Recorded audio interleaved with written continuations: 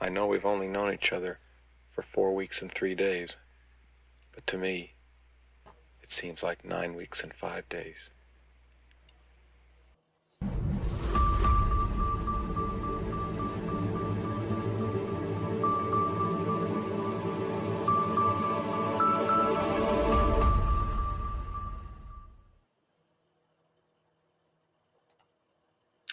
Welcome to the Let's Get Growing show on the Urban Gardener channel.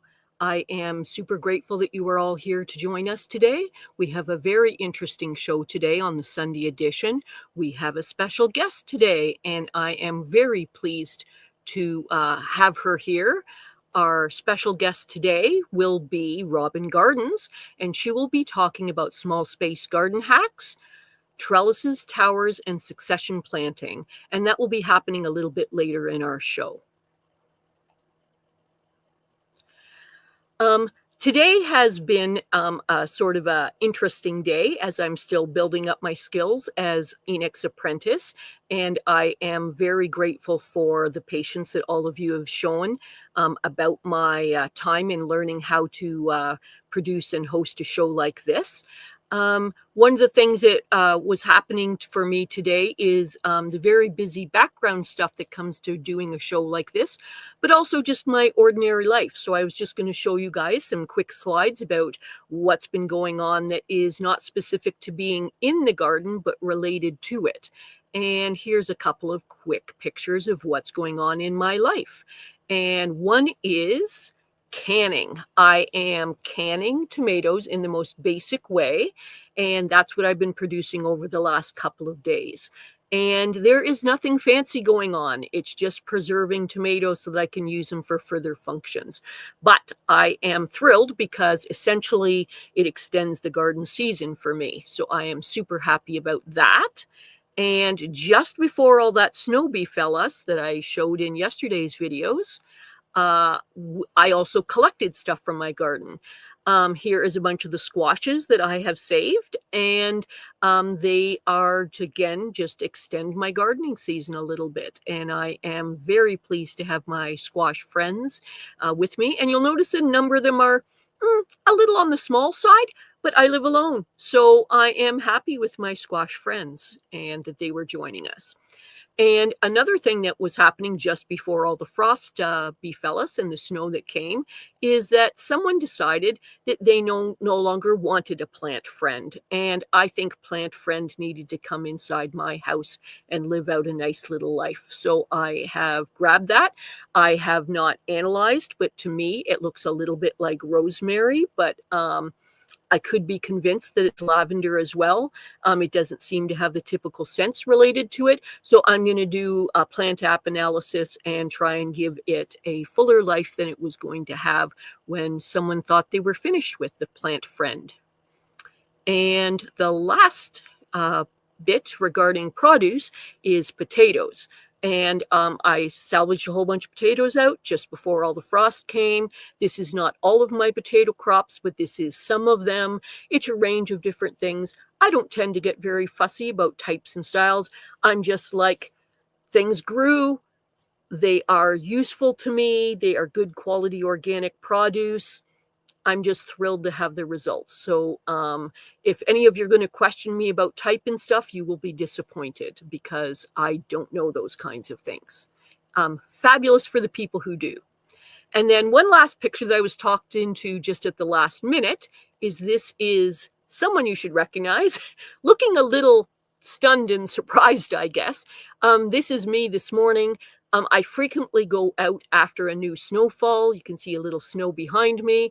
And this is me in one of my gardening onesies out there as the Grinch, just clearing snow out on the paths and for the buildings, so the public buildings, so that the seniors and disabled people and really anybody have a better entry to the building. So I go out and shovel for several hours is kind of my morning exercise. And I use different silly costumes to amuse myself and other people.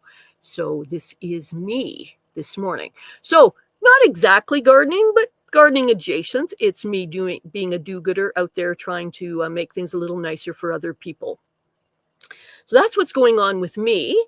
And there are other things happening, but those are just a few of the highlights. And that is not all of my produce. I have a lot more, but I'm just showing you guys a few highlights of what I grabbed just before the snow came. And so I'm just going to slide us into our next section.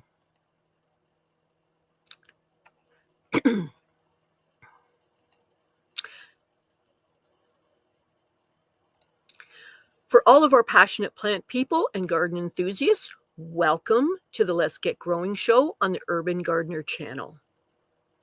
I am Jay Dixon, aka the J-Bot, and I am your host. There is a great show ahead for today. Our featured guest is Robin Gardens. Her show is Small Space Garden Hacks, Trellises, Towers, and Succession Planting. And the reason I'm mentioning that early on is so that you can start thinking about how that might apply to your situations and what you might want to contribute in the chat areas. I am so grateful for all of our live audience that is appearing in the chat. I'm going to be discussing this a little bit later, but your interaction is highly valued. I really do love that you guys show up for our show and try to help each other. Community is what keeps this going, and we deeply appreciate it.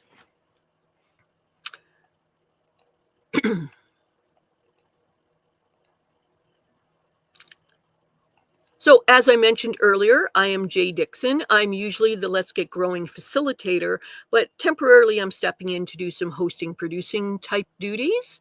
And one of the things that can help support this show is for you to like, subscribe, and share for the show. Don't forget the notification bell.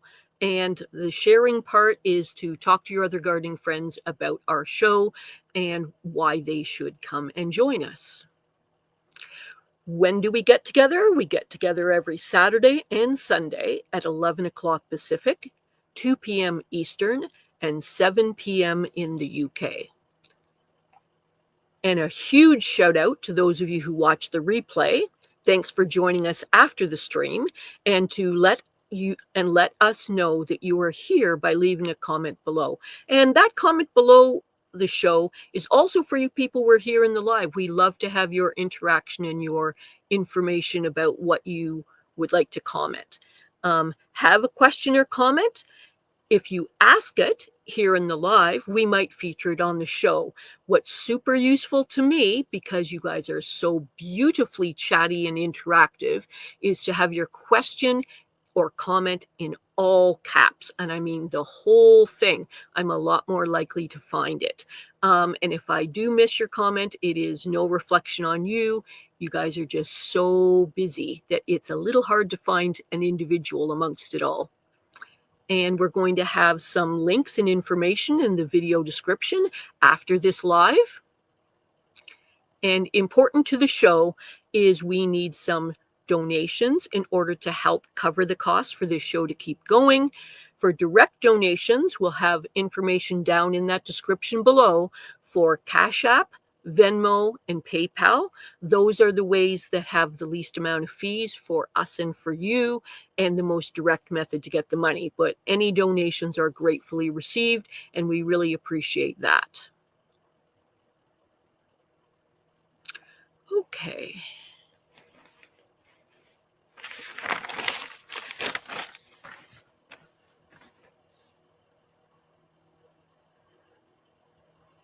So what I'm going to do now is just say hi to those of you who have shown up in the audience, in the live chat area, and just connect up with some of you.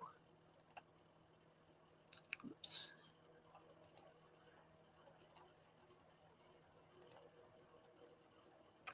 Okay. So let's see who came early to our chat today.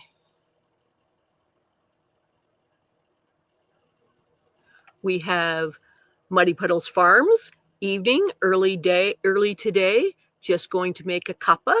Good to see you here.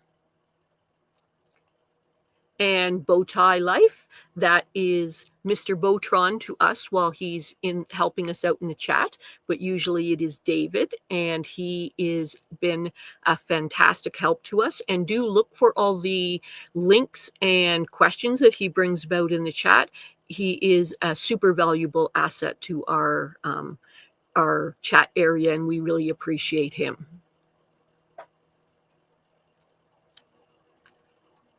And this is Robin popping in early, and we'll be seeing her in person shortly. She is our featured guest for today. And we have Leslie, glad to see you. And Brett, fantastic, good afternoon. And this is Paul from Guten Gardenings, glad to see you.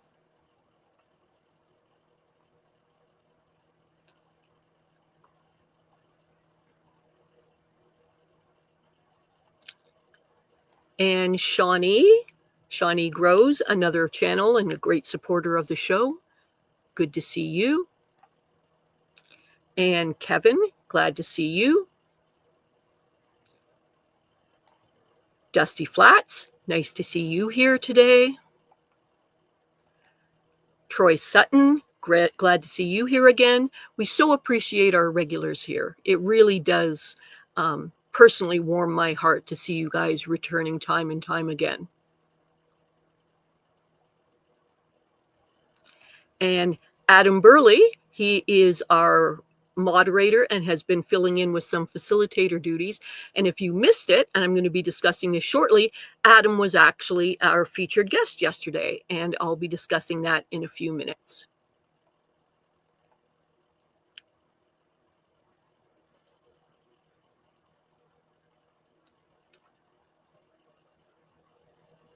Okay, I'm looking carefully here because you guys are so lovely, chatty, but I have to look through to be able to find all of you here. And I'd rather not miss anyone if I can avoid that.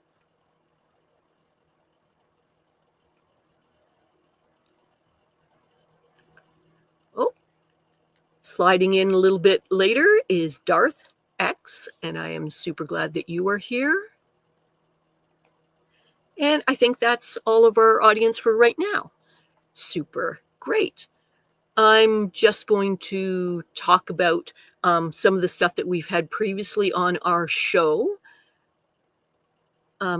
Yesterday's show was with Adam Burley, and he did a talk about last call, nourish your soil before winter arrives. And essentially, he was talking about the microbial life and what it does for us as gardeners. And you don't want to miss that show. It is back in the archives of our regular channel. And previous to that, we did the Let's Get Growing show in which I interviewed Enoch. And that was a little bit of a surprise for some of you that we did that. In addition to doing that, we also had a show called the 2025 Gardening Wrap Up. And that was the previous weekend. And I did another version on Sunday of the vegetable garden myths that some of you might be unaware of or want to discuss. We also did a show with the monthly gardening book club, and the guest at that point was Kristen Graves, and she was talking about the Garlic Companion. Andrew Millison was also a guest on another edition doing permaculture in a very interesting artistic way. We also had a show with Gardner Scott, and he did his usual question and answer that we so appreciate. We also saw Dr. Jeff, Gardening is Medicine, and he gave his valuable contributions. So those are previous shows. But what I want to do is give you a little bit of a teaser that in the future, we're going to actually have some future shows coming up. And one of them is going to be next Saturday with Enoch. You might remember Enoch, the host of this show, normally the host. He is hoping to have a community show. And the value of a community show is that you can come in a casual format, still be live, but it's a short period of time. You can promote your channel, promote your event, promote things that you're interested in, causes that you're interested in relating to gardening. Maybe you have a gardening question. Maybe you just want to show off a little bit of your garden.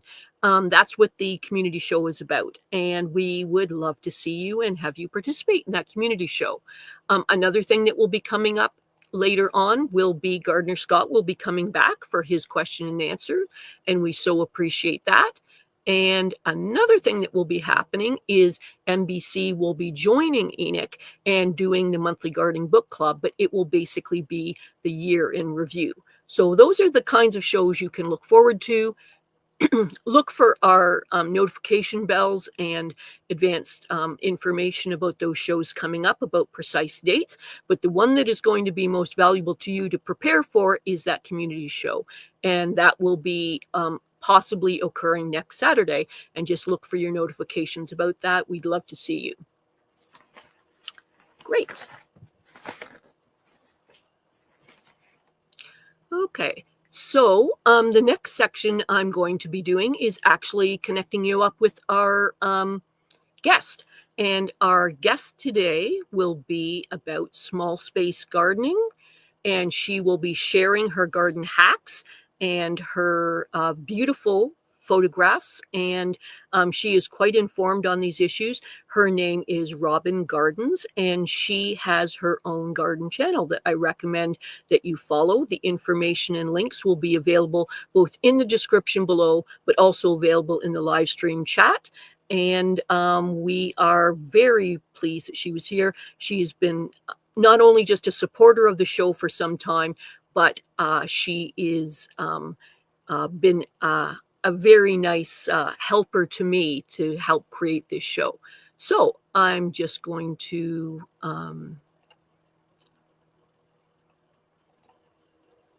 deal with that. So today we're talking vertical and small space, or space maximization gardening.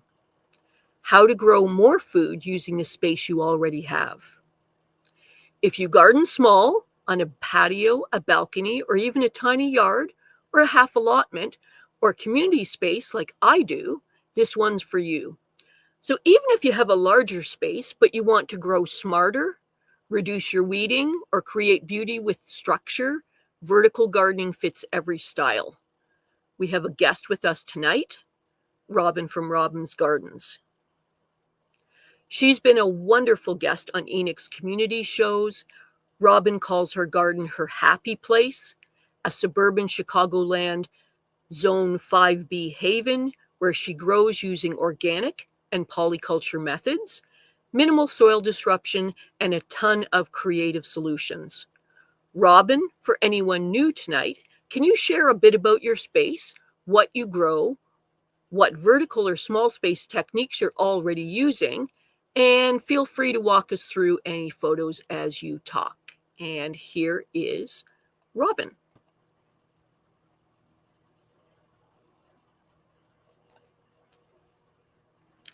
Great.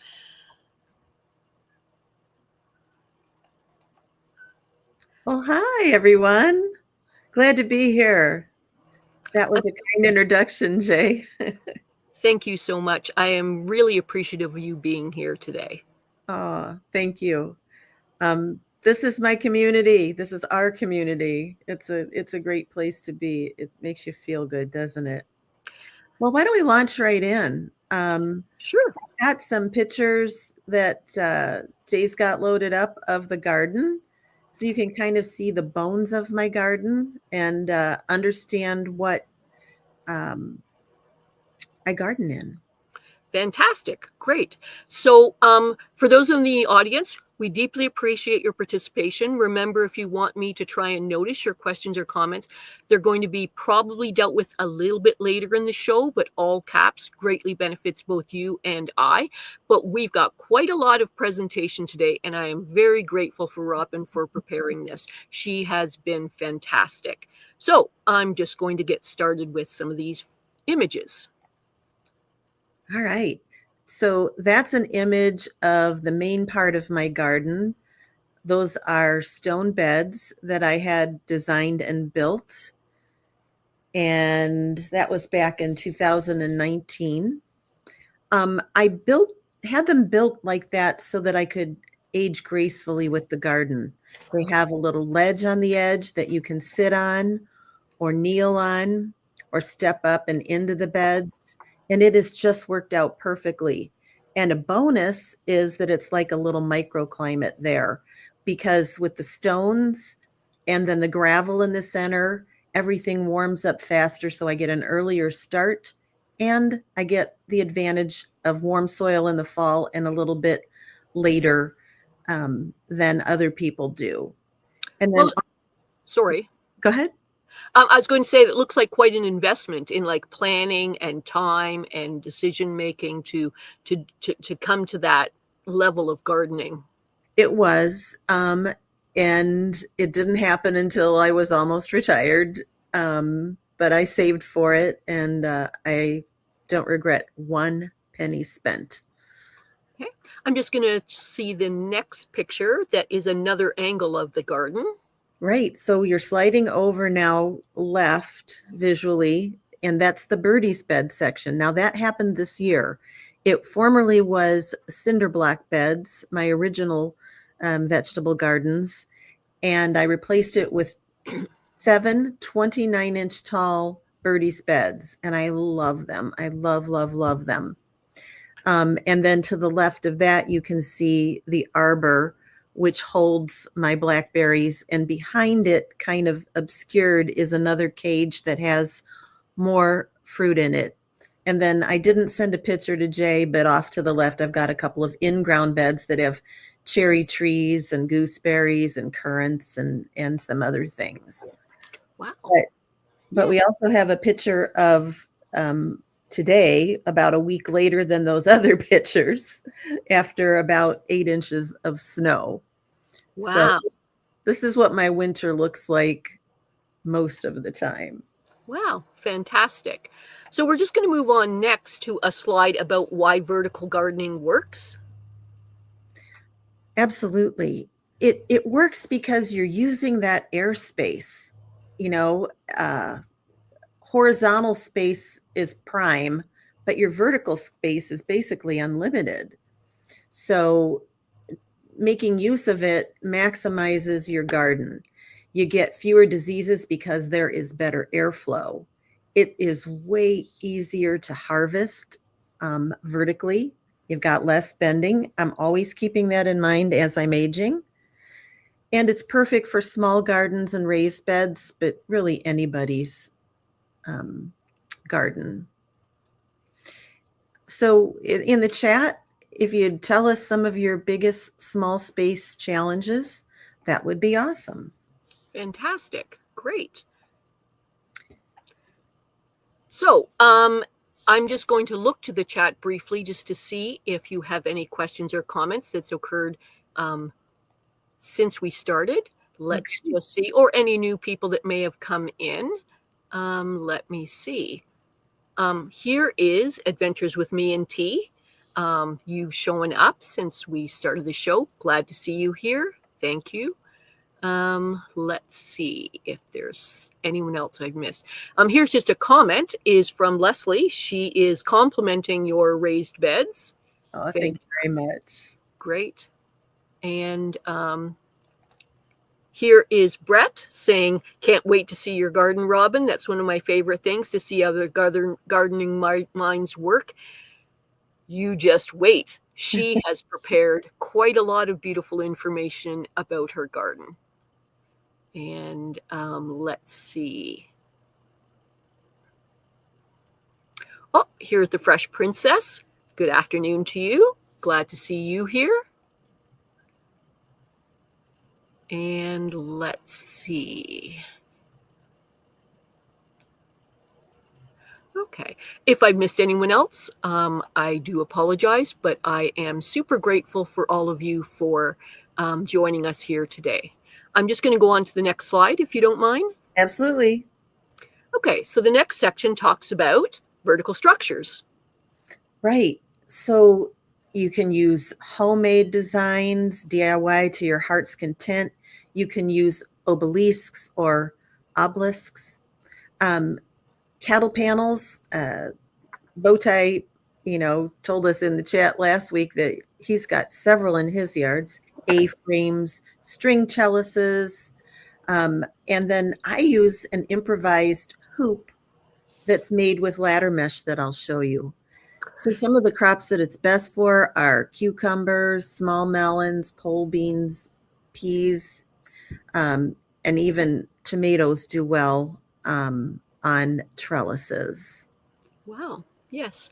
I salvage quite a lot of my trellises. We have metal recycling here, and I would say 90% of my established gardens are the metal that I find in those areas, including trellises. And one of the things that I salvage is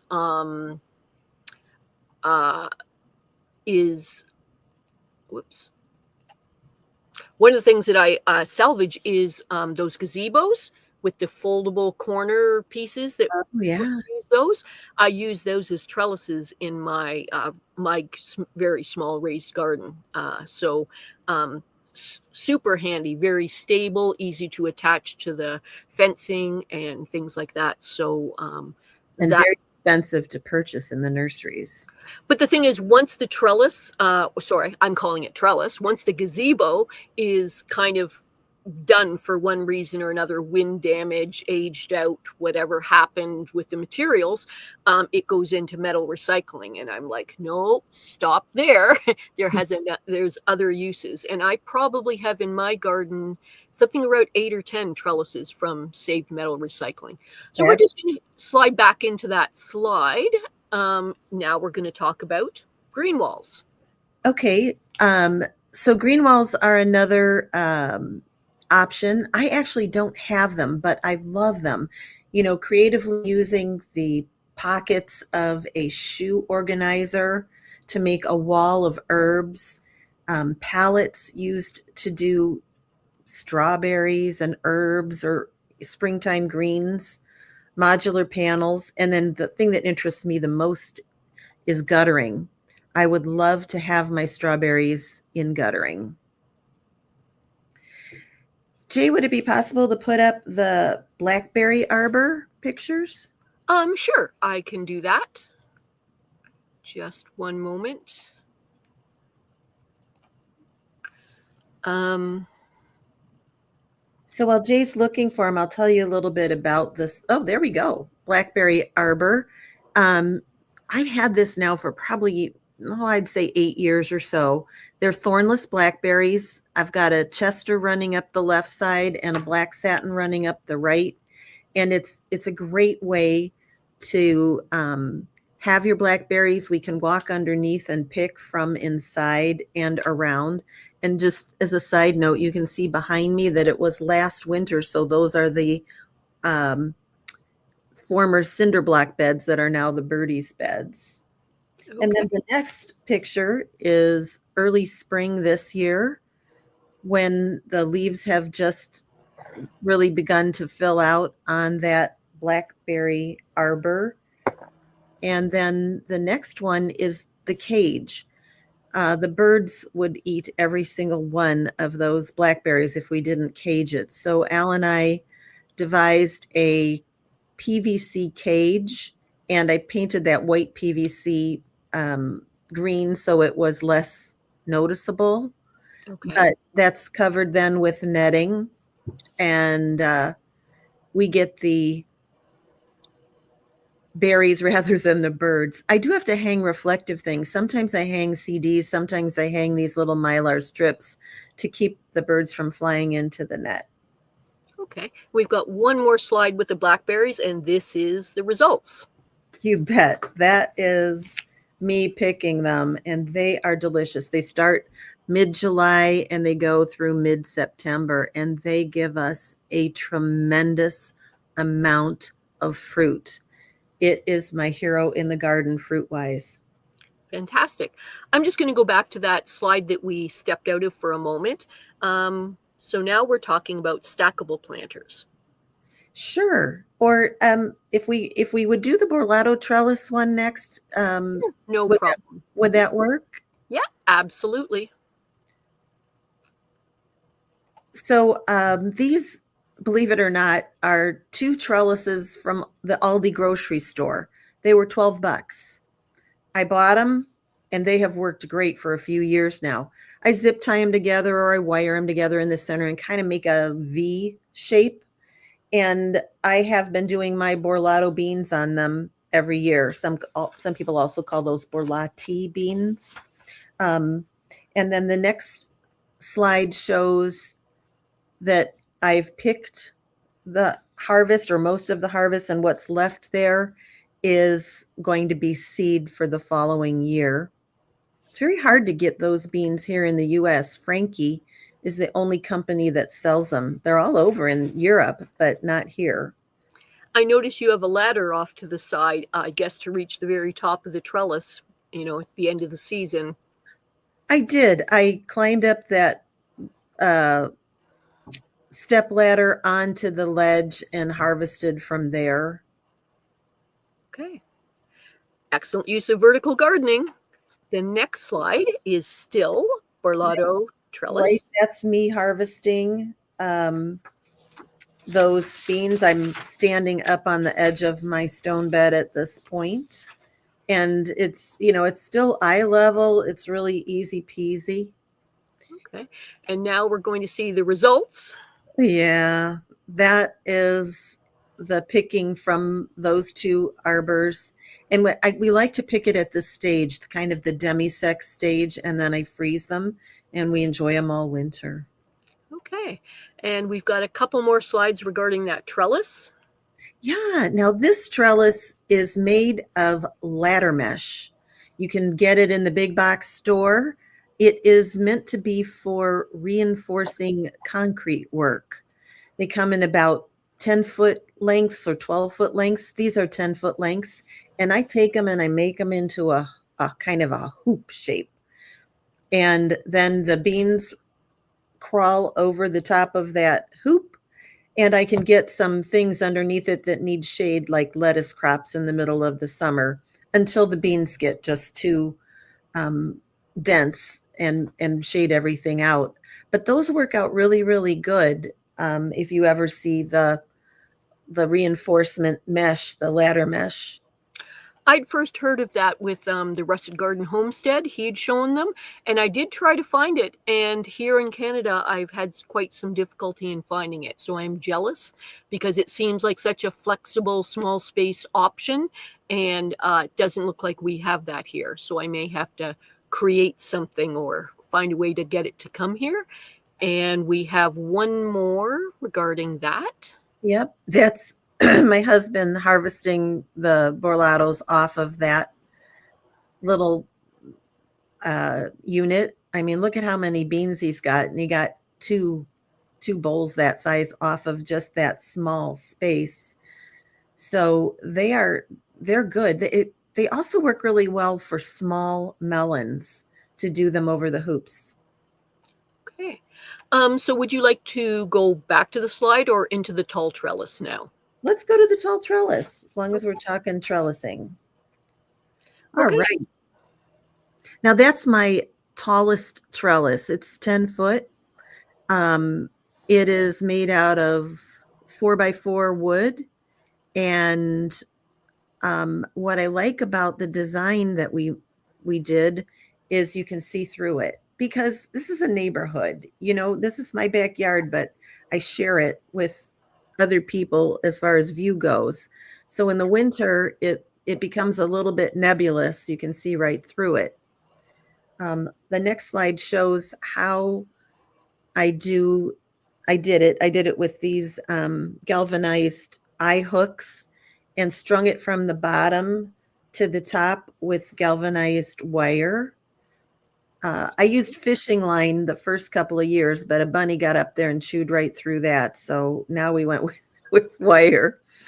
And here's the pole. So what's kind of neat about it is it's as permanent as we want it to be. because that's a big old spike that goes down in about 12, 16 inches and holds the trellis in place. But you just unbolt it there, and you could easily take it out, pull up the stake, and move it somewhere else. Okay. And we have one more picture from that. Right. So you can see the top of those wires and how it is using those little eye hooks from the bottom to the top to string the wire. Wow. And it is bunny proof. Well, the bunnies can't chew through it. Okay. Do you mind if we go back to the chat and just see if there's any questions or comments that might? That's perfect. Fantastic. Great. Let's see. There's a couple of new people that have joined us. Jim, hey, glad to see you here. And let's see who else have joined us a little bit later. Rob, hey, glad to see you here. Yesterday I missed Rob in the chat area, and I am glad that you joined us both yesterday and today. And here's a comment from Muddy Puddles Farm.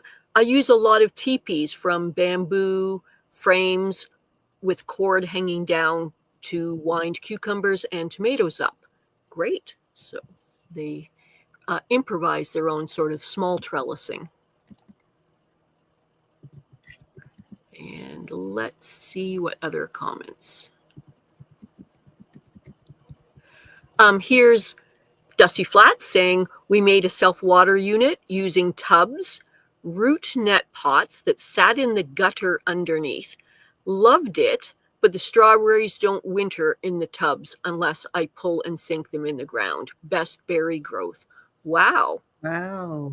So great in the growing season, but not enough, in my interpretation, is not enough space in the container with the soil to protect the roots so that they can last through the winter. That's my interpretation of why that wasn't that. And here is Muddy Puddles Farm saying, I would love to use cattle panels. They're just not a thing here in the UK. Yeah. Okay, I have a little advice for you about that, and Robin may also have something. I couldn't find cattle panels either many years ago, and what I bought instead was what they call construction mesh.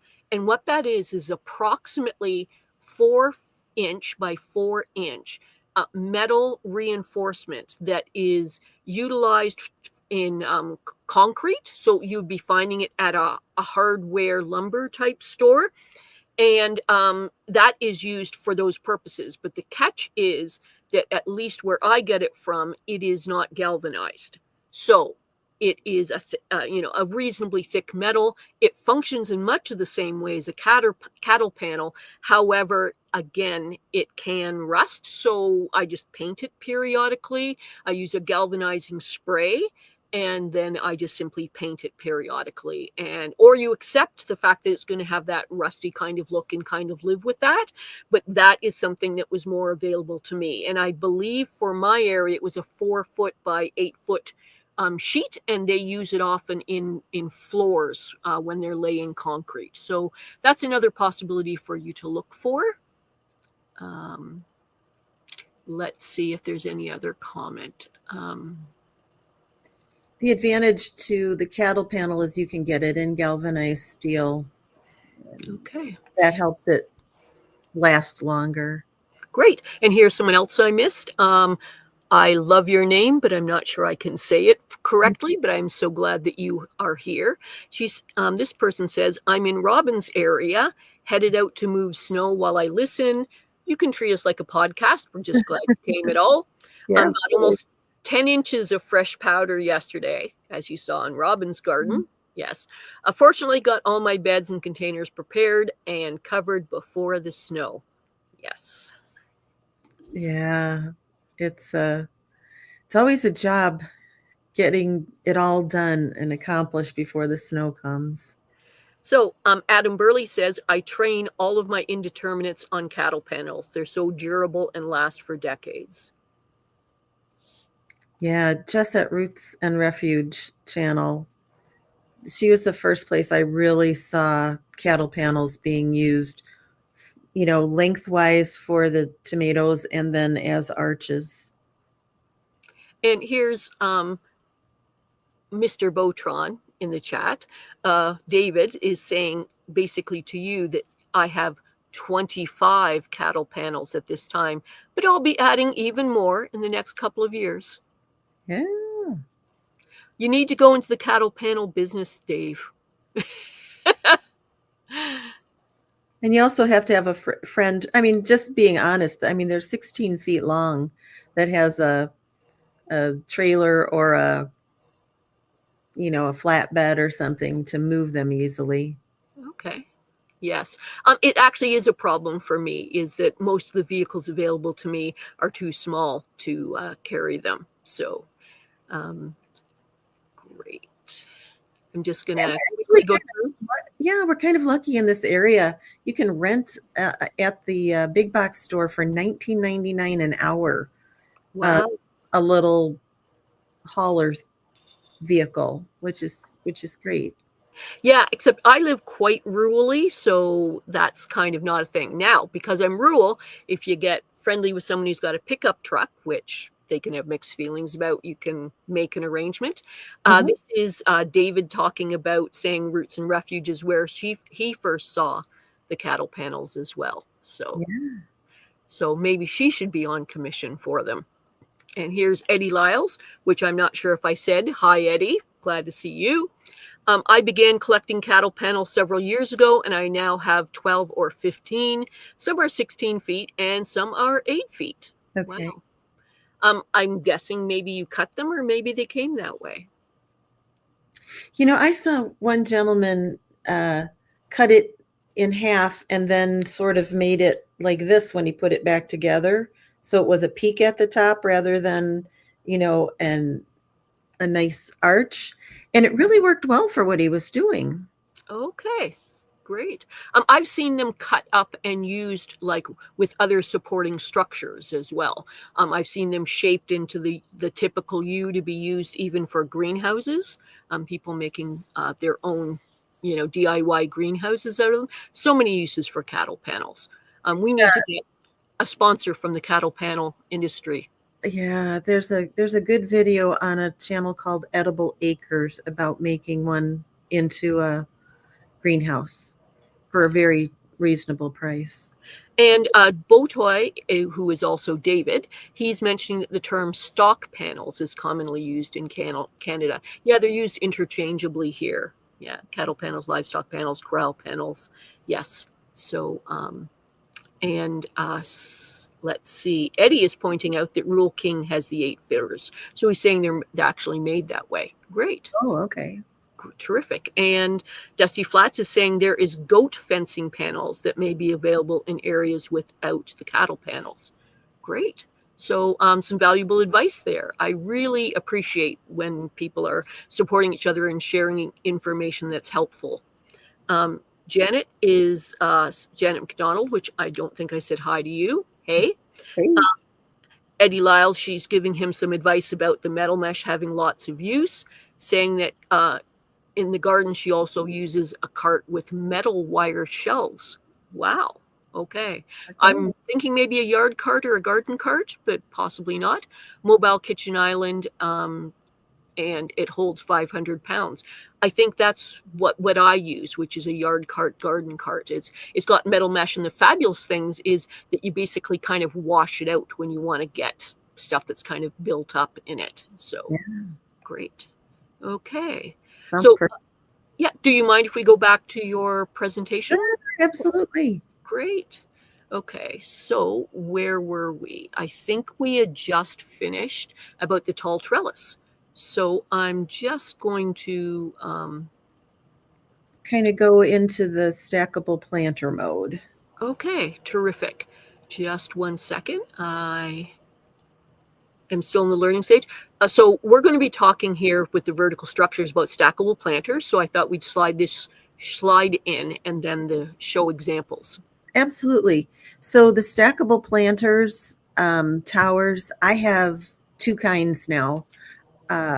Last year, we made some DIY dollar store stackable planters, 9 levels high, and had 2 of those, very reasonable, made them for $20 a piece, all in.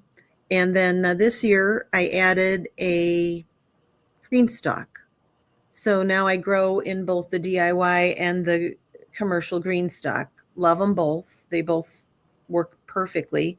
They're awesome for, your greens, your herbs, strawberries, like a Tom Thumb kind of bush pea work out really, really well. Okay. Um, so I've got some pictures in there, and this is me loading up my new green stalk, and I bought the kind that has mixed pocket sizes. So those smaller ones are called the leaf, and the large ones I think are called the original.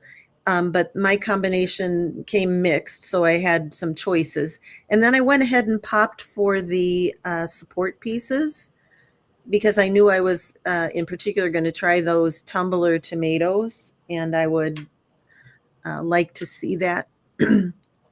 So the next one shows when the tumbler tomatoes came into fruit, how the supports helped keep them upright. It was awesome.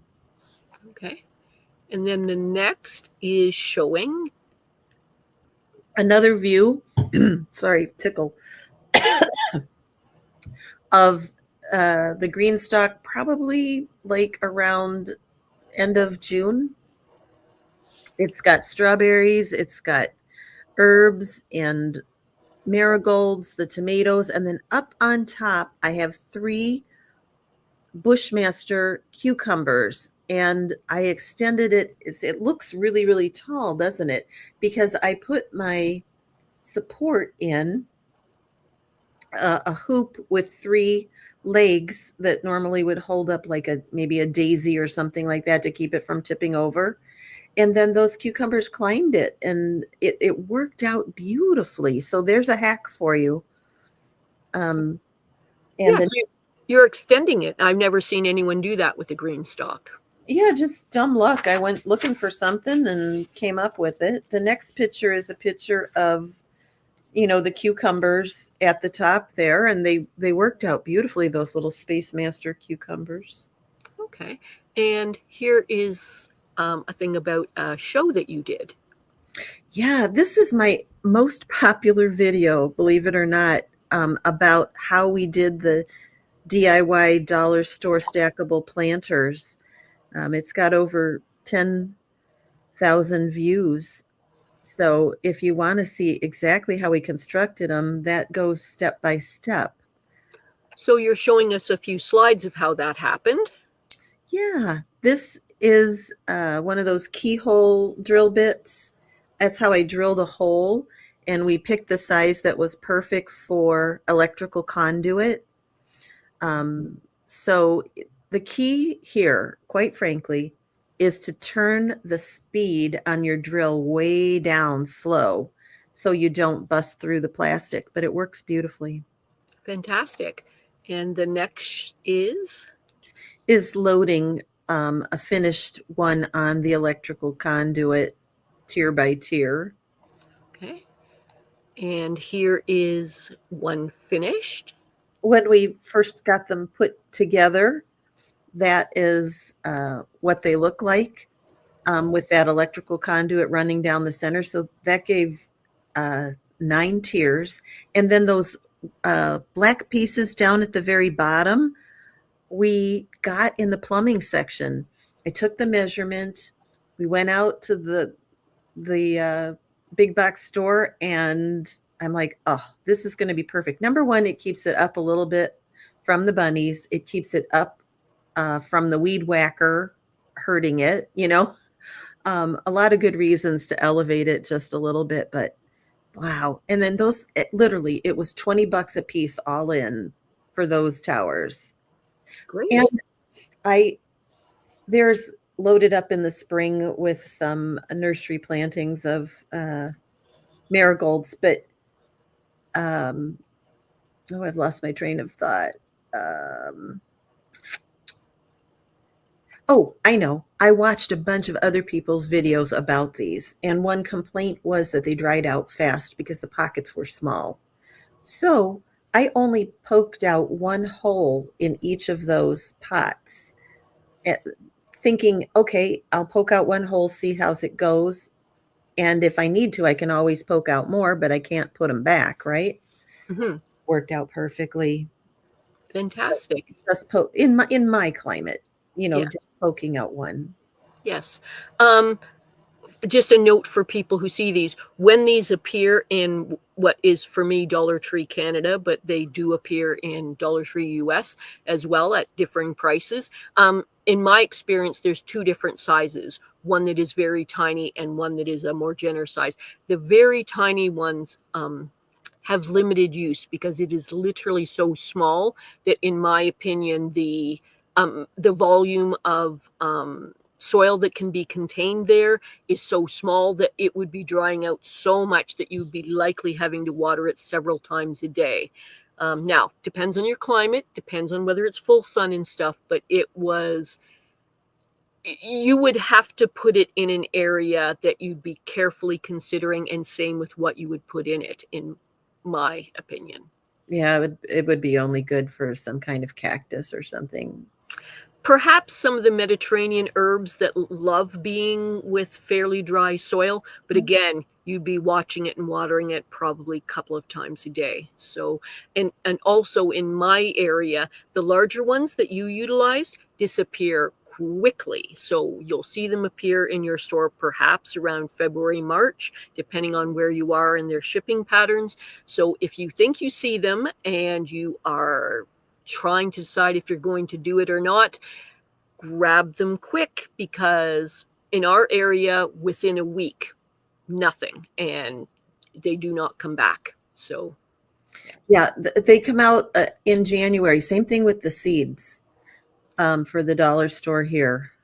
okay. Yeah, I'm just going to slide back into the audience and see if there's any questions or comments that might be of interest. sure. And they're all interesting, but I'm just to highlight some of them.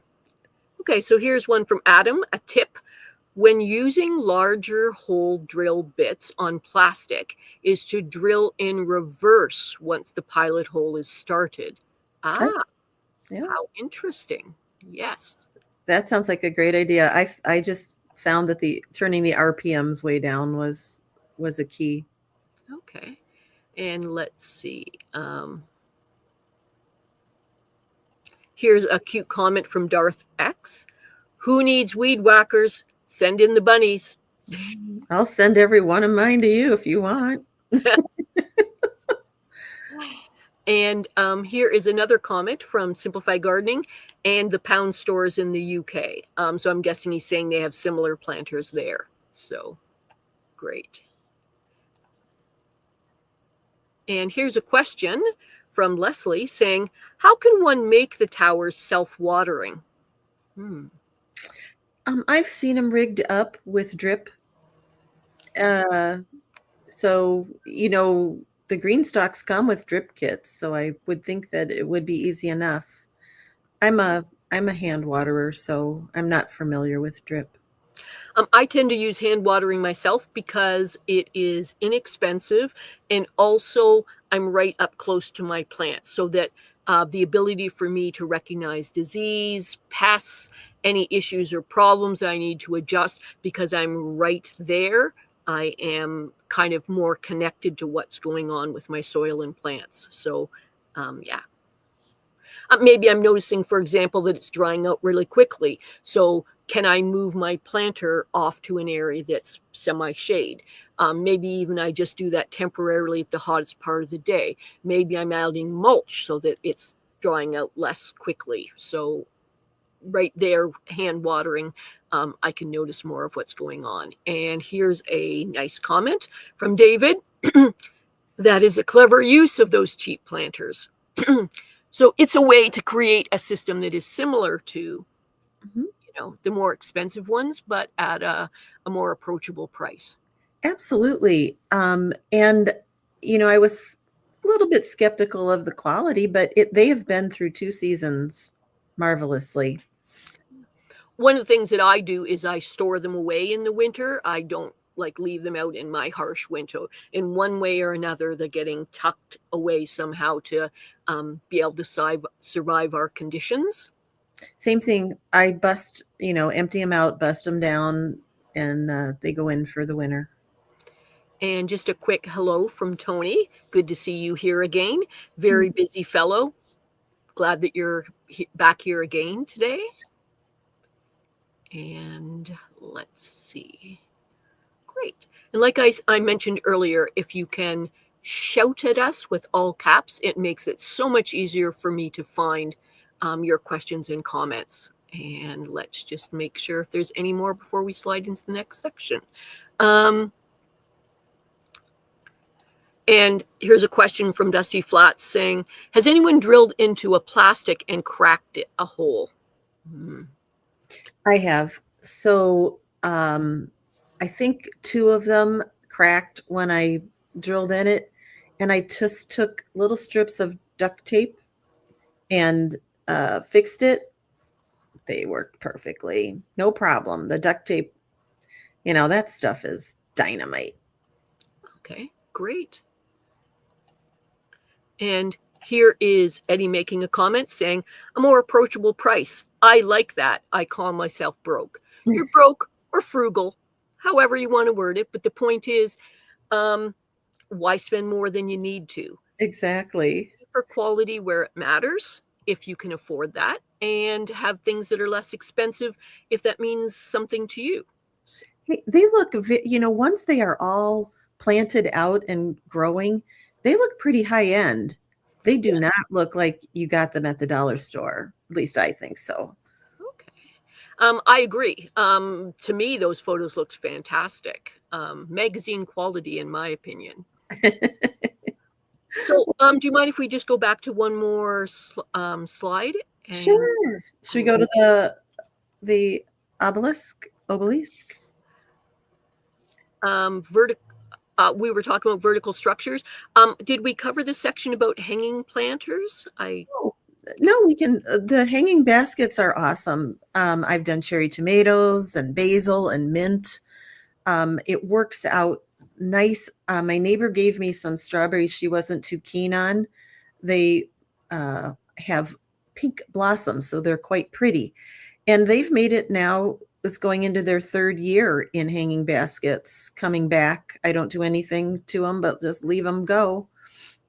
Okay, great. So one question that we might have for the audience is, what vertical setup do you want to try next year? We've given, Robin's come up with some fantastic solutions, so many great ideas on what you could use, what you could plant in them. Very valuable advice. Now, we have an extra section for the show here where we have the In the Garden segment from Guten Gardening. So I'm just going to slip into that, and then do you mind continuing our presentation after that? No problem. Let's see what Paul has to say. Fantastic. Okay, great. I'm just going to switch out to Paul's presentation.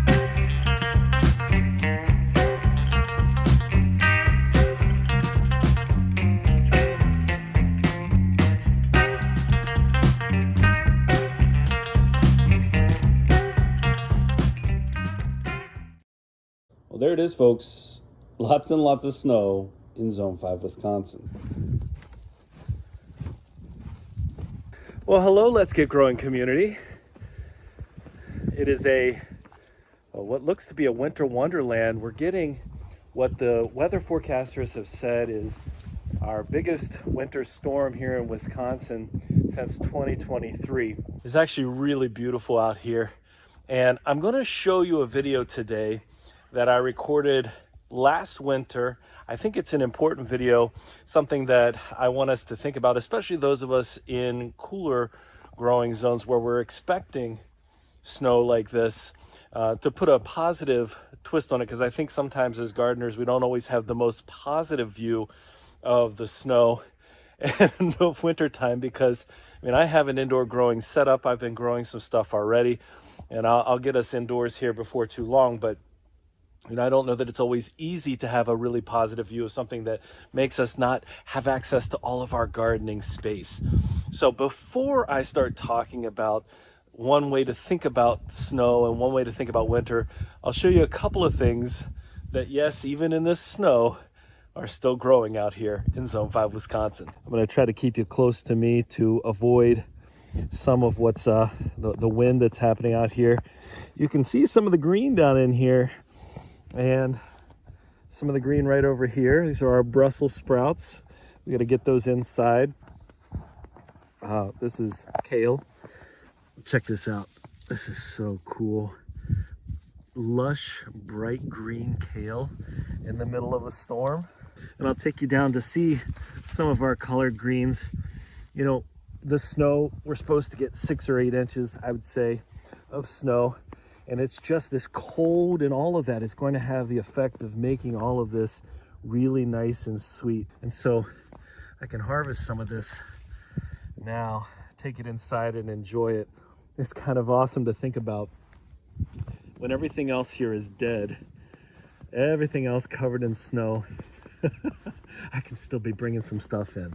All right, let's go ahead and talk about all this snow and why it's not such a bad thing.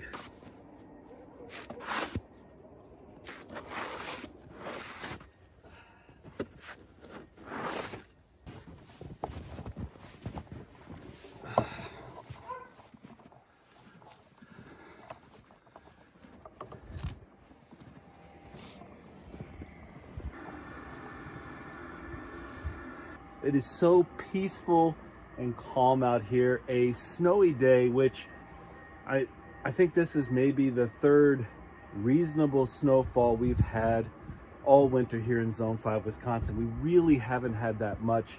And in today's video, I want to try to give you maybe a little bit of a different perspective when it comes to snow, because you saw me at the beginning. One of the things you got to do when it's snowing outside is clear off the snow, whether it's with a shovel, snowblower, whatever you've got. And so I think a lot of times when we think about snow, we think about the hassle that comes with it, the cleaning of the snow. We think about driving in snow and how challenging that can be. But truly, when it comes to gardening, there's quite a bit of benefit to snow cover, and that's what I want to talk about today. It's so funny when I come out here in the winter time and I think about how little this is going to resemble the garden of a couple of months from now.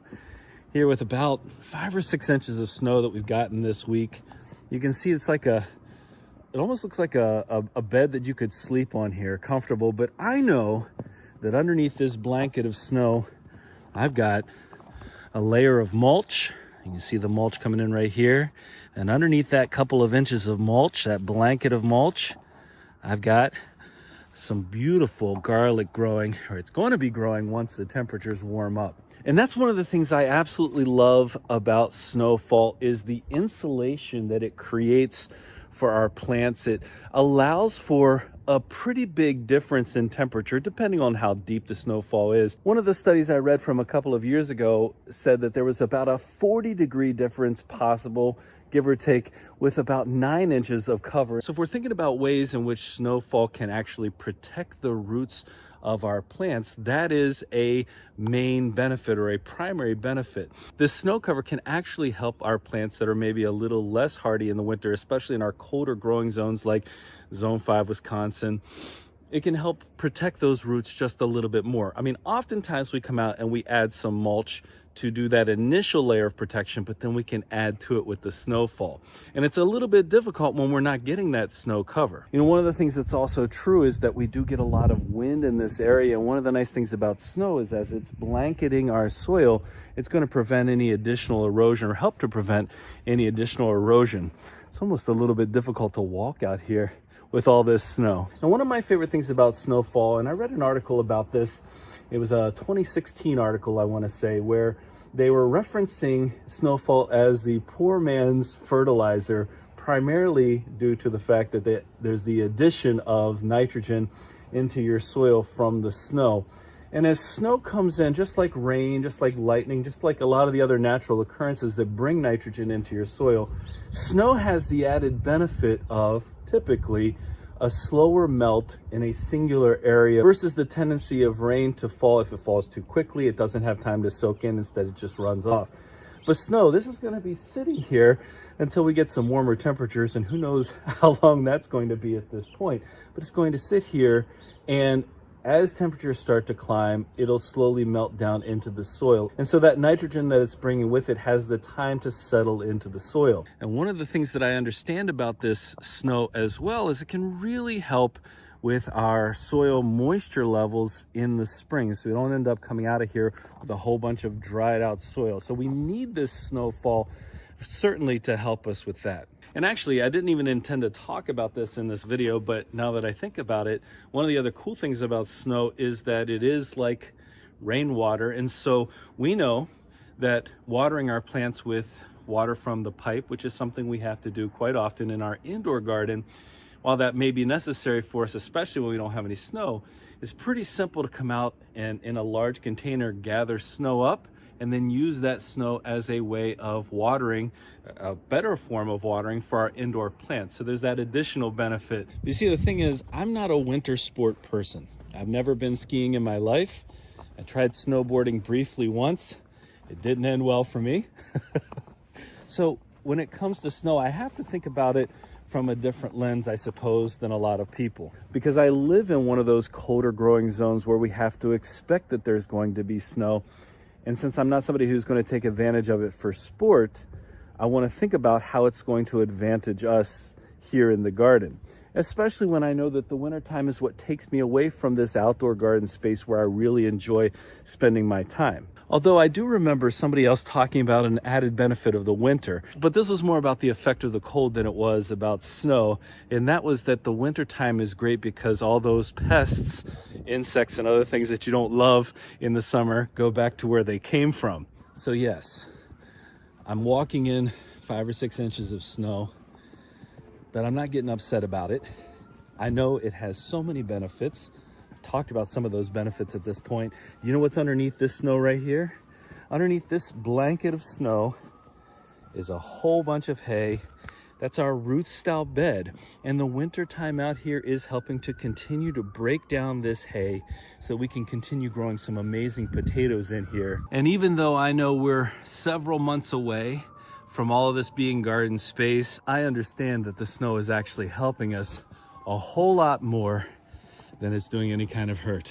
Well, considering just a couple of days ago we had some 40, 50 degree weather, and now it's 23, 24 degrees outside, and all this is happening. You know, it's amazing what these cooler grow zones have. Now, for those of you who are in warmer grow zones and you don't get the pleasure of dealing with all this snow, well, I hope you're having a great time as if you're still outside. But for the rest of us who are in these cooler grow zones, I hope this video gave you a little bit of a more positive view of what it means to have this snow out here, because it's such an important part of our part of the world. Well, folks, I hope you have a great month, and I'll plan to see you in December.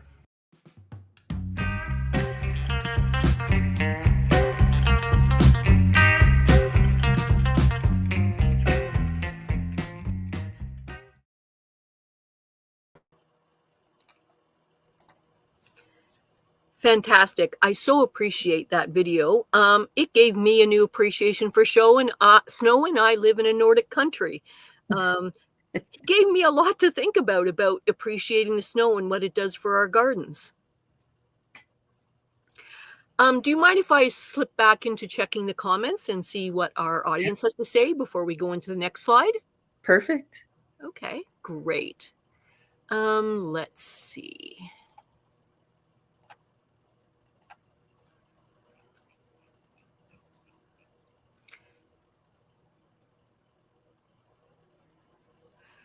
This is not directed to us, but we can certainly step into the conversation and give our own opinions. This is Janet asking Simplified Gardening, who is Tony. Some shred leaves with a lawnmower. What do you shred with? Do you use shredded leaves in your garden? We sure do. We triple mow them. So mow them the first time, dump the bag out, mow them again and again, and get them pretty fine. And I save 5 or 6 bags in the shed so that I've got carbons for the following year's compost. And then the rest, it goes on top of the garlic, some of the beds. There's not a whole lot that gets scooped out to the street. For myself personally, I use a blower mulcher shredder. It's like a multi-purpose device, and I made sure I did a bit of research about mine, and it has what they call a metal impeller that is approximately 6 inches across, and it's very effective compared to some of the ones that use cheaper parts, but it does jam quite frequently, so I have to have a certain amount of patience that I quite frankly don't possess. And so I have to kind of deal with the weeby jammin' experience.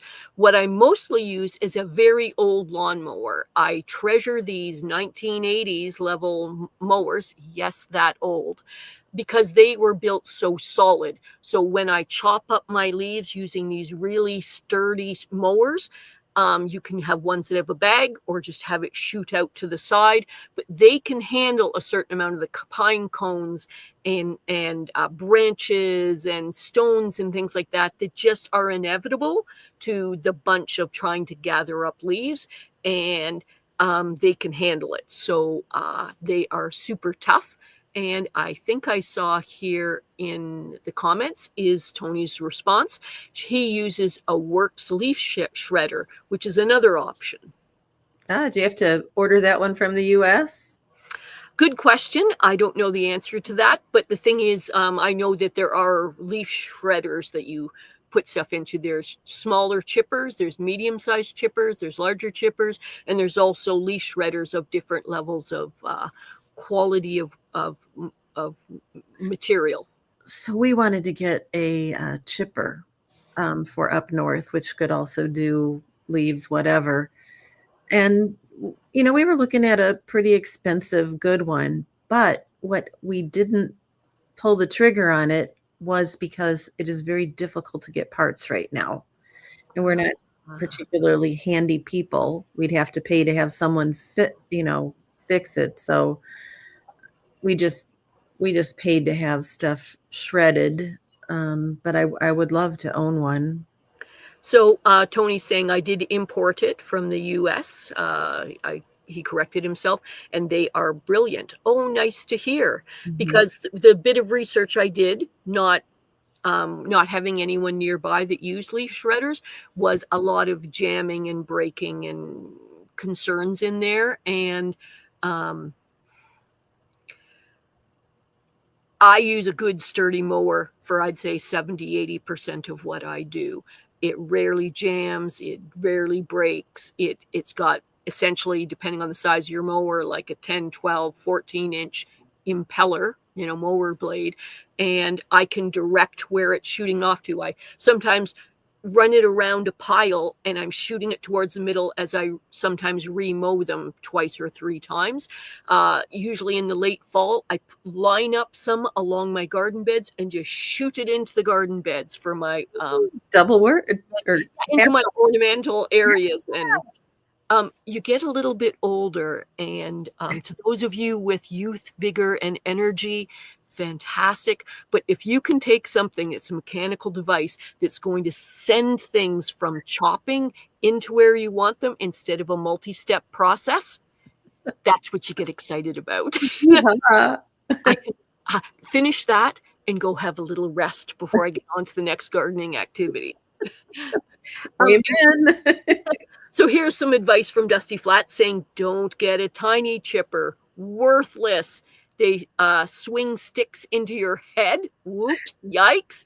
And have to be straight sticks or they break. Oh, and I'm thinking you're saying the device breaks, not the sticks. So, yeah.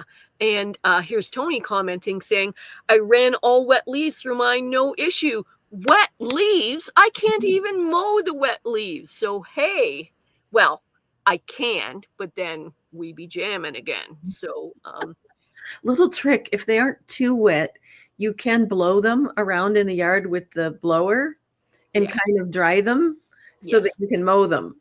Yes, I've done that. Like, we get heavy dew because I live in a lake district near a Great Lake, but also near a pond. So we are very close to being amphibious people. Not quite, but really close. Our humidity is extremely high. So that means, again, our dew is very high. So lawns and leaves and stuff are quite drenched in the morning. So sometimes I'm around once it's a reasonable hour, like you say, chasing them around with the leaf blower a little bit if they're just a bit damp. And then garden gold, got those leaves, chop, chop, chop. Excellent. Excellent Okay. little hack. So here's someone else making a comment, Dusty Flats, saying, I need the fine shred for these oak leaves. The battery push mower has a bagger and still not as fine as the Flowtron leaf shredder. Ah, wow. Okay. I have mixed feelings about how much to shred leaves because it's my understanding that some leaves you want to leave whole for the good of some of the microorganisms and some of the insect life and stuff, the healthy insect life that you want to have. So some leaves I do not shred. I just simply shift them and move them into effective areas where they're not going to cause a problem. But some is... chopped leaves are garden gold, especially in your vegetable gardens. So let's see. And here's another comment regarding that. Yes, the Works will do wet leaves. The Flowtron will also, but when you slide it for fine, it may clog the wet leaves. Yes. I made the mistake of entirely wet leaves and very drenched after a bunch of rains. Not so good. Not so good. And here's Leslie making her comment saying she cries in conifer needles. I'm envious with all of you with access to leaves. And here's here is Tony commenting saying, however, I have purchased an industrial shredder, but I need to build a frame and a proper motor for it. Oh, Tony. Wow. He had made a comment about how much leaf mold he likes to have, and he's moving up. He's moving up. Gradual process as he builds onto those parts. Let's see if there's any other comments relating to this.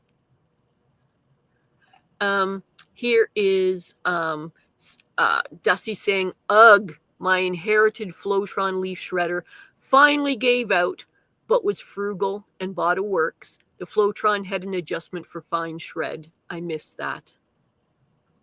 Yes. So great. And here's Leslie saying, the 80s were only 20 years ago.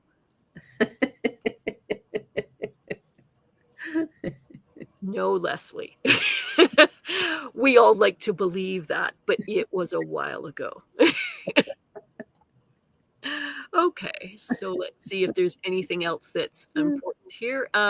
Here's Tony saying, I shred around 21 one-ton bags. Wow. This produces about a half a ton of finished leaf mold, and I will show it in a video at some point. So there's a teaser for you folks. Another reason to go to his website and his channel to learn about what he does with that. Jealous, but my bones ache just hearing about it. And here is David saying, I mow most of my leaves, but I also have a leaf blower that is a vacuum shredder, as I do as well for beds, and allows me to get where the mower cannot. Yes. Sometimes I'm out at other properties where mowing it fine, the property owner does not want fine leaves. They want all leaves gone and no sign that leaves ever existed. And so I am very leaf greedy. So frequently what I will do is I use the device that he just mentioned. I suck them up and shred them up, and then I basically put them into tubs and take them all away.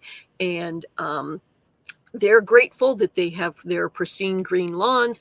I'm grateful because I have an excessive amount of leaves and move them along for my gardening purposes. So that was great.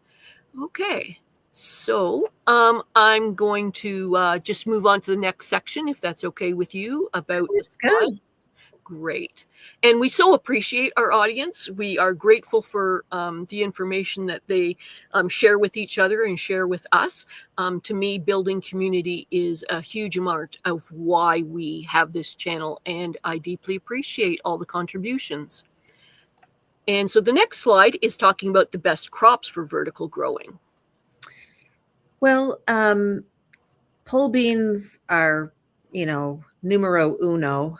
I like varieties like Vortex, Kentucky Wonder, and of course my beloved Borlados. But Scarlet Runners are also a really nice one with an added benefit. They have beautiful foliage or beautiful blooms that attract hummingbirds. So imagine my big 10-foot trellis loaded with scarlet runners and multiple hummingbirds. It's quite a sight. Peas are great. I tend to like Little Marvel here because they come off quick. As far as cucumbers, there's a lot of varieties, but right now I'm hot on Socrates, which is an F1. I'm hot on it because I have cucumber beetles and powdery mildew, and it muscles through both of those. But, like lemon, Armenium, a few of the varieties are great as well as far as flavor goes. Small melons like, let's see, a Minnesota Midget, a Sugar Baby, Kajari, Cajo. Those all work great on a trellis or a ladder mesh hoop. Small squashes, like the butternuts, the butterscotch, the honey nut, those work out well because they're smaller. The climbing zucchinis work out good. And then, your indeterminate tomatoes, like we discussed before, those go great up on a cattle panel. I personally use the really solid, isn't going anywhere, steel ones. They'll outlast me. But you can also do your flowers like nasturtiums and morning glories. And then, of course, strawberries are excellent for the towers. Or they make actually strawberry vertical plant pots that commercially, those work great. Lettuces, herbs, they all work good. Okay. And a prompt for our chat area is, what crop do you wish you had room for? Vertical growing is a very good option to introduce more plants, more types of plants than you ever believed you could manage in the space that you have available to you. For sure. Great. How do you feel about us going on to the metal towers, the metal obelisks? The obelisks, absolutely. Okay, fantastic. So here is one.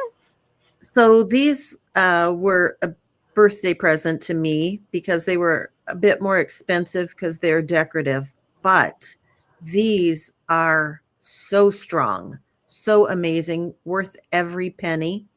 I do take them in the winter. They get put in the shed, but I love them. I've done peppers in them and tomatoes, and they work out perfectly. The next one is a much more reasonably priced metal structure, and I did my Anaheim peppers in these this year. And my Anaheims got to be about 4 foot tall a piece and about 3 foot wide, and these worked out great. Okay. And here's the next one. That is the mature Anaheims. You can't even see the obelisk inside any longer. It's so covered. And I got a total off those plants of 203 Anaheim peppers. And I'd say the average size was about 5 inches. Wow. Like you said, they've taken it entirely over. So the structure, beautiful in the winter time and when you don't have the abundant crops, but then the beauty is taken over by what happens with the growing season. So interestingly enough, and there's my first harvest, which was 65 Anaheims. But interestingly, we get storms and a lot of wind here. And I just had an average summer storm that had probably a really good gust of wind, and two of the branches broke on the one Anaheim. And I was like, oh goodness. And they were just loaded with fruit. And I'm like, what can I do? What can I do? So I got a couple of garden poles and wired them up to the garden poles. And then I took my ever loving duct tape and I duct taped the wound, where the branches split. And okay, it's either going to work or it's not at this point, right? Worked perfect. So there's another hack for you. Duct tape for the win. I don't think we currently have any Canadians in your audience, but I'm just going to give a little shout out to Red Green, who was a comedy bit that was based on his love for duct tape. It was one large portion of his humor. Okay. But the thing was, it's a joke, but it was actually like practical. Like a lot of what he did was a slight exaggeration, but it was many aspects of it were real and practical. So we'll call it educational entertainment, Canadian comedy. There we go.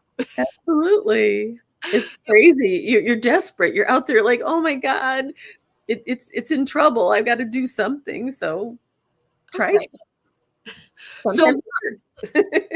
So the next section is actually about how to create similar structures out of branches. Do you mind if we slide into that? Absolutely. Let's go there. Okay, great. So here's one.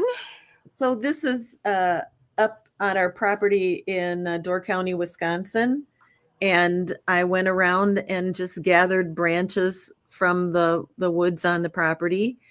And we made this obelisk. And it's kind of hard to see, but there is also wrapped around there grapevine, some wild grapevine in a spiral. But here's me constructing it. And so it was basically free. I just found some zip ties we had laying around. And the zip ties were important because it really added the strength at the joints that was needed. But I didn't really like the look, so I covered it up with jute twine. So it looked, more rustic when I was finished. Okay. But cheap DIY works perfectly. Okay. And here's another angle of that as you're constructing it. Yep. And that's me covering the zip ties up with some jute twine just for the pretty to make it look good. And then this one and one more that we made went into the kitchen garden project, which I was involved with up there. It was part of the Master Gardeners and the seed library, the Door County Seed Library. And it held up, worked beautifully. They're going to last for a few years. I just loved it. I saw something on Pinterest and I said, I can do something like that. Let me play around. I actually did a similar thing with my partner here, who, when we first started dating 23 years ago, said, oh, about this gardening thing. I'm so glad that's of your interest, but just, and we wound up buying some bamboo, the thicker kind of like 1-inch type bamboo at one of those dollar stores that we'd been talking about, and essentially created a ladder structure. And we did much of the same construction techniques that you talked about, and then covered up the structural part with the pretty, which is basically using jute twine to kind of have a rustic ladder. And that was, another DIY type of trellis that we did. And I'd have to tell you, my insidious plot to get him gradually into elements of gardening is working. I'm not trying to fully convert him. I'm trying to find the relevant parts of gardening that has meaning and value to him, and make that available to him. And then he can decide for himself what does or doesn't have value. And it's working so well that some of the ornamental stuff, he has gone off and started. My first anniversary, what we called our shrub-iversary, our first anniversary, I gave him a small shrub because that was all that I could afford, but it was also a value to me. And gradually over time, he felt value in those shrubs and started integrating those into his small space. He has a very small lot where he lives in this tiny home village, but gradually he bought more and more of those shrubs, and then he started investing in the larger versions of those shrubs, same ones, but at a further stage of growth, for their efficacy and beauty in his space. And then ultimately he started buying the full-sized ones and putting those in place. And what he started doing was, instead of referring people to me of, oh, you ask Jay and she can tell you how that works, where you buy them, how you plant them and stuff, he's like leaving me out of it entirely, doing little tours to people who say, oh, what's an alternative I can use for fencing? And going, here, come to my place and let me tell you how I planted them, where I got them and stuff. So it's like, when I heard about it, I went, yes, it's working. And for our shrub-iversary for many years, it was always shrubs or plants of every year. So he now has his own garden plot. He is minimally involved with it, but did obtain a vegetable garden plot. And a portion of the stuff that comes out of there is actually for his parrots, which are pets. Or maybe he's the pet for the parrots. I don't know how that works. But the short version is they list off through him what they want each year. So they like beans, they like peas, the little one that's a really very cute one. They're both cute, but the little small one, she expresses an interest in carrots. She really likes gnawing on the carrots. So there has to be a certain amount of carrots put in for them. And I got a little bit hasty in my garden growing, and I put squash into his plot, and he after a while got to recognize the plants and went, what are squashes doing in my garden? Because he's not interested in squashes. And it's like, well, the space was open and I just had to get some planting done. And he's like, okay, yeah. Well done. Over time, what wound up happening was my very tiny garden spots. We have a community garden space here that are 10 by 20 plots that are 43 of them. And in my limited space, for some of the things that I prefer to do with my garden space, I could no longer do it, even going vertical, doing some of the things that we're going to talk about in a short while about how to effectively use a small garden space. I'm still so plant greedy, wanting to do things like can and preserve and share with others and share with, community groups like the food bank and stuff. My partner's needs, his birds' needs, and my need, and my also wanting to share with the community, it just became a lot to ask of a 10 by 20 foot plot. So I got him to have his own so that we have more space for all of us to grow what we hope for. Sure. That's great. Do you mind if I slide back into the next slide in our presentation? That would be awesome. Great. Okay, so designing for small spaces. All right. Here's the important part. You have to think about the size of the plant. So is it a tall plant? Is it a medium plant? Or is it a low grower? And then the one thing that I could instill with my years of doing this is you have to put the big ones on the north side and the little ones on the south side. It's just how it's going to work out the best, so that the plants aren't shading each other out. Unless, of course, you want that. I mean, I actually purposefully plant some tomatoes, some indeterminate tomatoes next to my chard so that it gives it a little bit of relief from the sun. Also, you've got to explore the world of compact varieties, those smaller patio peppers, the dwarf tomatoes. I did a beautiful one this year from the dwarf tomato project team. It was called a Purple Heart Dwarf. It maxed out maybe 4 feet. It was more like 3.5 feet tall, but I got about 60 tomatoes, good sized tomatoes off of it, and they were delicious. Herbs, those are awesome to do as your low grower or up high in hanging pots. Fruiting crops, they can go, all over the place, whether it's a tree, a vine, or a bush. And then this is something I personally am not that familiar with because I don't have drip irrigation, but I know a lot of people that do, and it provides really consistent and when they have got a busy life. I mean, I'm retired now, so I love to water by hand, but it'll provide consistency for the plant. And those are my best thoughts on that.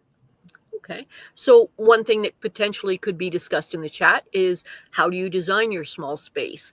Does anyone have tips to share on how they've conquered growing in a small space? Do you mind if I go into the chat to just see what they have to say about that? Sure. Great. Fantastic. And I just want to thank you so much now, and I certainly will try to remember at the end. Robin has spent a tremendous amount of time and energy in a very busy time in her life to create this presentation for us, and I so appreciate that. I'm just going to give a little side trip here and mentioning what is keeping you so busy in your retired life right now? Well, I am studying to be a master gardener, so getting my master gardener certification. And, I didn't think it was going to be quite so arduous as it has been. It's, the botany, your monocots, your dicots, all of that stuff. Just, it's a bit much, but I'll get through it. I will. Yes. And my understanding is it was on a surprisingly tight time frame for you to. Oh, yeah. I thought it gives you an extra month to do this, so into the middle of January, but I have to have it finished up by the 9th of December because I want to go on and do the Master Gardener course. So they have to have it, shown completed by the 9th. So it added a little pressure when I found out I had a month less to do it, but neither here nor there. Yes. So taking time out for this, we deeply appreciate this. I almost feel like we should be writing little notes to them going, please give her a little leniency. She has taken time out to do public education to inform us about a very important part of gardening. And, any leniency, any extra time, please. But I don't know if that's going to work. But that's in my head. That's not necessarily in reality. So well, then another sidebar about it is you kind of have to unlearn some of your thinking because it's not what's in the curriculum. So like, no, I wouldn't do that. Well, okay, that's what the curriculum says, so that's what you would do, right? So I'm just going to go back to the comments and see if there's any questions or comments that people have that we might want to highlight today. And again, those of you wanting your comments to be seen, shout it out to me in all caps because you are such a busy place that we are spoiled for choice. So here's Bowtie, who is David, or Botron, Mr. Botron. Robin, do you log any of your time making videos and subjecting yourself to interviews as part of your volunteer work? I think that comes after her certification. Yeah. Yes. I'm not going to have any problem, making my volunteer hours, especially because of the seed saving and all of that I've been involved with for so long with the Door County Seed Library. And here's another comment from Dusty Flats saying, loved botany class in college. I should have pursued it further. Still can. Continuous learning. There's so much available to us now, It's kind of like me in the lawns chapter. No. My lawn has violets and dandelions and creeping Charlie, and it's fine by me. I don't need grass. Yeah, I'm the same way about mine. If it's greenish and it's nothing harmful and potentially beneficial, good. Leave it alone. Let it be, you know? Mhm. Not everybody feels that way, but that. And just on that point, you know, Tony from Simplify Gardening, never too late. Yes, I've had a learning attitude my whole life. But Dusty Flats is following up saying, lol, yes, Jay, but not as a career. Not trying to push it into being a career, just as a continuous learning experience. Not everything has to be quantified to be a money-making activity. Some of it's just for self-satisfaction to share with others, as Robin's doing with us today. And here's a question. Whoops. And this is from the name that I have trouble saying. Perhaps you can help me through it someday. Saying, Robin, who and where are you getting the master certification through? I'll be a Wisconsin master gardener because we have the other place up in Wisconsin, and that's the group I'm the most involved with, is the master gardener group up there in Door County rather than here. It's through the University of Wisconsin-Madison. And here's a comment from Dusty Flats. New flower vines were tough to get trained upwards. If you want a nice screen, Mino Labata will do it. And I'm sorry if I mispronounced that. Okay. And here's a comment from Darth saying, parrots might like squash seeds. The interesting thing about seeds is that seeds and various different things, the biology of parrots is different from human beings. So you have to be, because they're very sensitive creatures, you need to check from multiple very reliable sources before you feed anything to parrots. And many seeds, for example, from apples, are very, very, very toxic, and they have tiny little bodies. So I would be extremely hesitant to feed them anything, and especially including seeds, which often contain more concentrated amounts of some of the nasty chemicals that can be bad for them. And I'm not talking about things added to plants. I just mean inherent in them. You have to be super careful with that with parrots. So it may be a possibility. I am no parrot expert. My partner has them, and I try to do beneficial, useful things. But when I'm the parrot sitter, I am extremely cautious. Nothing new happens until it's checked with him as the owner, and we check multiple reliable sources.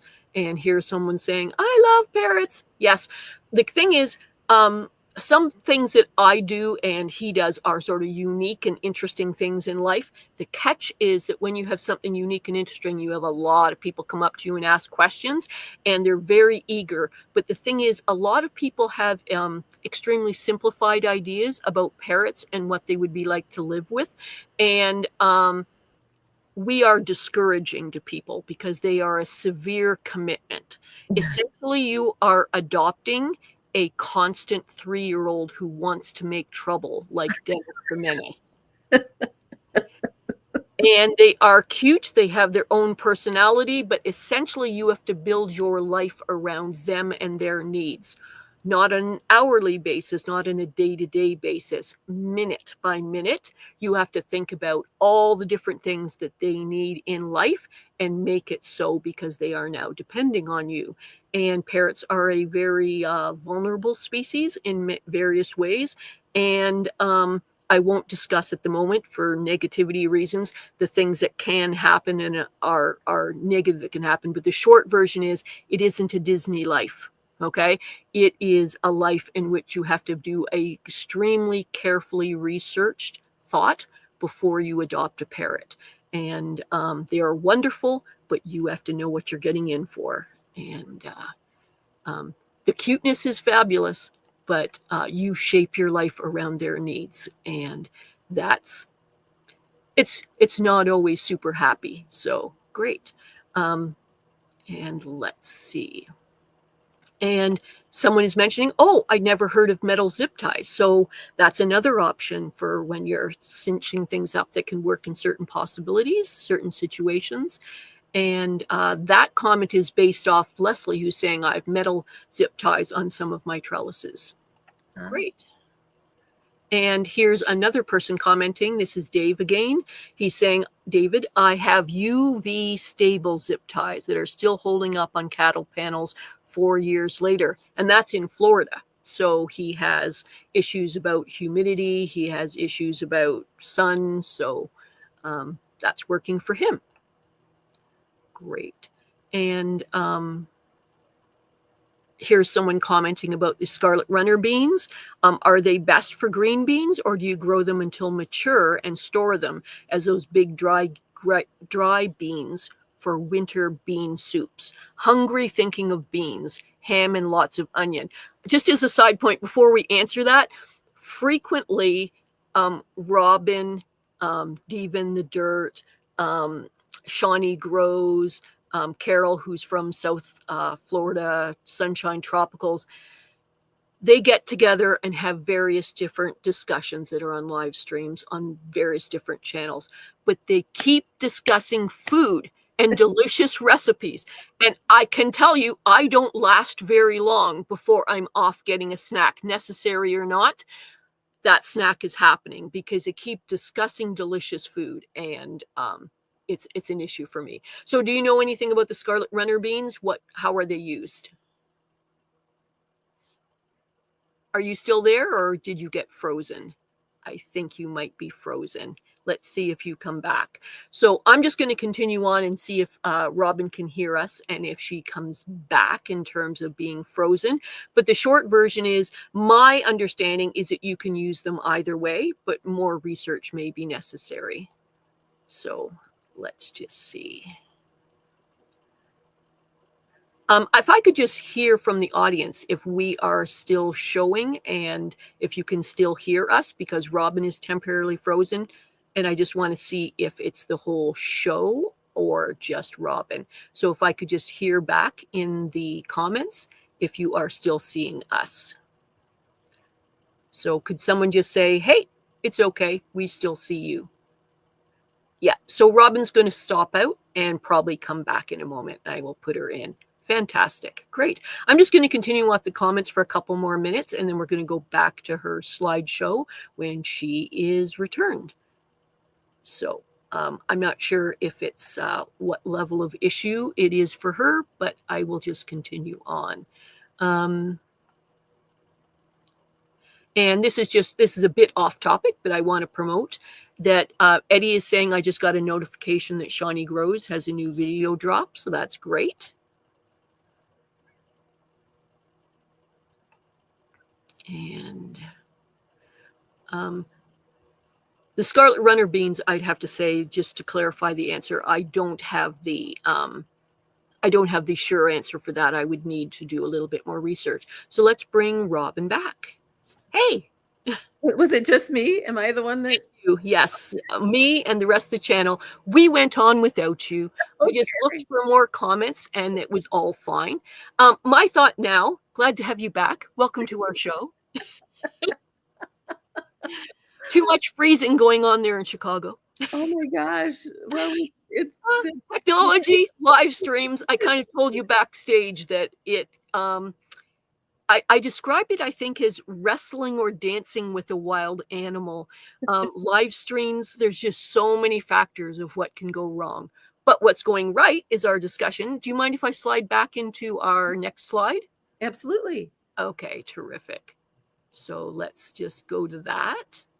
And this one is about, we designing for small spaces. We did that. So the next section will be about showing the pots that you had available to us. Excellent. And so here are some pots. So I had a little section up at the front of that new birdie's bed area. So I went shopping in my stash, and I kind of pulled out some terracotta and green ones that all looked like they went together. And I made a little menagerie of mostly flowers. There's a blueberry in there and a tomato. But the bottom line is you can use containers to grow almost anything. Off to the far left, you can see those big barrels. They've got rhubarb, chive, mint, and a series of potatoes, and they work marvelously in pots. So pots can be your friend. And the beauty of them is they are mobile. They, when the sun moves, you can move them. Oh, this is a little bit later in the season, about July time. You can see at the very front there is the tomato looking back towards the house. And that's a pixie cabbage, by the way. Oh my gosh, is that tasty? Pixie. Yep, that one was, it was 8 pounds. But the other pixie plant that I had actually made 5 small heads. So it was like a treasure hunt of what I was going to get next with those pixies. Okay, great. And I can see that you've done decorative flowers. Of course, pollinators and attracting them is very important to your vegetable garden, and having some beauty in there as well. Flowers do so much for us. Absolutely. Great. Do you mind if I go into the next thing, which is the bed? Absolutely. The bed? The bed. So I like to go thrift shopping. I know Jay does too, Yes. at the charity shops. And we were out shopping one day with our favorite neighbor friend who likes to thrift shop also. I came home with these. I bought them at the Restore, which is the Habitat for Humanity store. And they were going to go in the back. They were going to be part of my vegetable menagerie. And I drove up and I said, I wonder if it would work on that bed going up to the front door. We stuck it in there and it's never moved since. And I did sweet peas up the one closest to the door in the back. They were beautiful. And so think about getting stuff for the garden from thrift stores. You can save a ton of money and no one else has it. This is unique to my garden and to the whole area. This is about July time. You can see now we've switched over from the more spring flowers, and now that pink one is the first of the poppies that'll all spring up in this bed, and some alliums.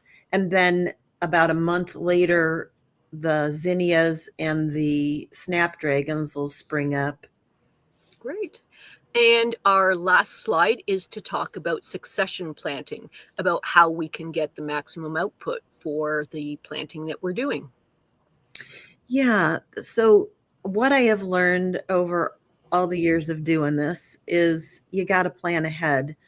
Otherwise, you're not going to fully maximize your soil, right? And some things that work well for me is planting peas in the spring and then following that up with summer cucumbers.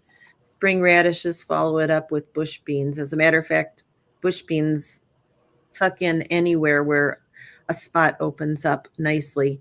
Spinach, followed by basil, lettuce, followed by fall greens, onions, followed by kohlrabi or broccoli rabe, garlic, followed by carrots or beets. Carrots and beets are also another one I find easy to tuck in all over the place as well.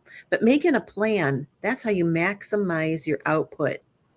Some things to keep in mind is know your frost dates. So you know how early you can get started and how late you can go. And then know the length that your crop is going to take. Like my celeriac, it's a space hog. It takes real estate the whole time from the beginning of spring until, the first snow flies. But then there's short crops like radishes, which can come off in 28 days or less. And it's important if you want to maximize your space to just make use of your soil and have no empty soil. And keep things around at your ready, one of them being compost and amendments. So if between successions of plants you need to enrich the soil a little bit, you can do that. Also, I like to keep things growing in little cell trays so that if there is an opportunity to tuck them in, they're ready to go. That way they're already past the seed stage and growing, and I'm going to get more produce in the end. Wow. I've heard of other people doing that. I'm not at that level of organization, but I appreciate that. And I'm envious of people who have that level of organization, and I can see the benefits of it. Great. So, Jay, I got to tell you, on Instagram, I saw about the snail roll method. And I said, oh, I need to try that next year. But I wish I would have started it right away, because next year was this year and I tried it. And that snail roll method works out so wonderfully. You get nice long roots. It's in a very compact little roll, so it doesn't take up much space. I've got a video about the snail roll method if anybody wants to go have a peek. Okay, great. Terrific. I want to thank you so much for the time and the energy that you've given to us. One thing I would like to say is to remember that you don't need more space, that you just need to make your space smarter. And I'd like to thank you all for hanging out and see if we can grow more in less space. Stick around as I sort of promote the shows that will be coming up next week with Enoch. But I want to just say to you, Robin, I so appreciate the time and energy that you've given us, sharing your expertise with us. So valued. I've certainly learned some things, and I hope the people in our audience feel similarly. Such a busy person, going to be a master gardener for sure, and taking this time out for us. Thank you, Jay. Thank you. Okay. Thank you for your time today. And I'm just going to get people to stick around as I promote future shows. Thank you. Okay. Thanks, everyone. I just want to remind you of a couple of things about the show, is that I would like you to like, subscribe, and share. We are here every Saturday and Sunday at 11 a.m. Pacific, 2 p.m. Eastern, and 7 p.m. in the UK. A huge shout out for those of you who are watching on the replay, and thank you for joining us on the stream and to letting us know that you're here by leaving a comment. And just a quick reminder for some of you that we will be enjoying Enoch as the host once again next week. We'll be having a community show. And if none of you have seen a community show, we've actually had a couple now. And if you go back into the archives, you will see a couple of community shows. They're an opportunity for people from the audience to become part of our show. It's a way that you can get used to lives, but it's just going to be a few minutes of your time. So for those of you kind of uncomfortable with the concept, this allows you an opportunity to join us and be part of our community. You can promote your channel, promote an event. Maybe you want to talk about an event or an activity that you're trying to create or develop. Perhaps you want to broach a problem. Maybe you don't have a channel to promote, but perhaps you're having an intriguing or difficult gardening problem and you would like to present it to us so that we can try to solve, because what we are is community and we greatly value you. Also coming up will be MBC, who will be talking with Enoch about future shows in which he will be discussing the book club, the monthly gardening book club, and they're going to be doing a year in review. We will also be seeing Gardener Scott. So those are just some tasters of the types of shows that we will be having in future shows, but do watch out for the promotion regarding this community show, because you can be part of that show.